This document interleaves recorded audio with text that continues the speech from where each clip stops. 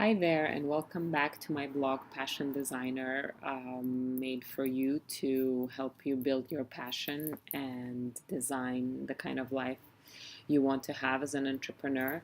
Today, we're going to talk about mistakes and mistakes that I made in my business that you don't have to. First, we're going to talk about hiring the right people. So, one of the biggest mistakes that I made is I hired the wrong people very early in my business. I've hired some great people too that are still working with me that I'm super grateful about.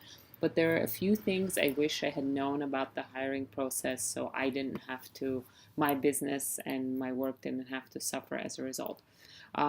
So one of the mistakes that I made early on is I hired whoever was willing to work for me literally after a first interview because I was so desperate to get some people to help me. This resulted in hiring people that were not qualified enough, and as a result, I either had to invest my time in training them or expecting things from them that they were not able to do. So, my advice to you is that before you hire someone, interview them thoroughly, look up their CV, interview them several times, give them tasks to do, ask them a lot of questions. If you need them to be working with Excel, make sure you put a computer in front of them, make sure they can use Excel. I've had instances where there were things on people's CV like knowing how to use Photoshop, and then you put a computer in front of them and they don't know how to use it. So it's a very good idea to really interview people several times for the position. Ask them why they want to work for you. Ask them why they left their job. Be very, very careful when selecting people to work for you. Not only do you want to hire people that are right for the job and who can do the job, but let's say, like me, you have a startup business and you either can't afford or are hesitant about hiring someone super qualified, because I do think there's a thing of being overqualified.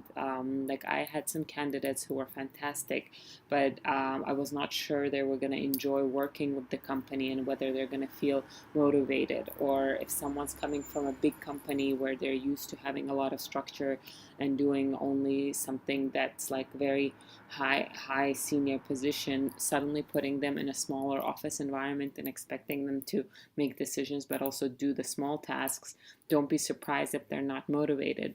So don't hire someone just because you really need to and there's nobody else, because you might end up spending much more time and being more stressed about training them and spending your time that is very valuable for you to do other things in training them, teaching them. There was another instance where we hired a bunch of people, and after a while I realized things were not working out well, so we hired a trainer to train the team, and then only to figure out that maybe some of them were just not right for the team.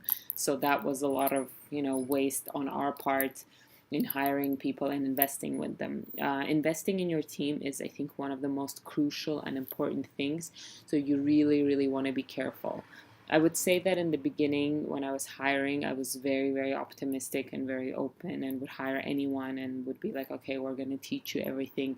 And over the years, my hiring process has become much more focused. So now when I interview someone, I might make them go to 2, 3 interviews and maybe at the end have an actual test, then followed by 1 week training before the other person and I realize that our this is a good match, because not only is it about you, it's also about them and what they expect from work.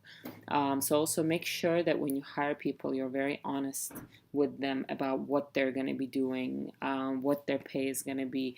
Don't try to allure people by telling them only the good and the exciting stuff, because ultimately you want to tell them everything, and you don't want them to be badly surprised in the work environment. I see this with most of the businesses around me, smaller businesses, is that most company owners are not happy with their employees, and I think they're not happy with them because either they were not thorough enough when they hired them, or even if they did hire them, There's not enough training, there's not enough guidance, there's not enough, either people are being controlled too much or they're not giving enough guidance. And I think that's one of the most difficult, challenging, but also important aspects of having a business and being an entrepreneur and a boss.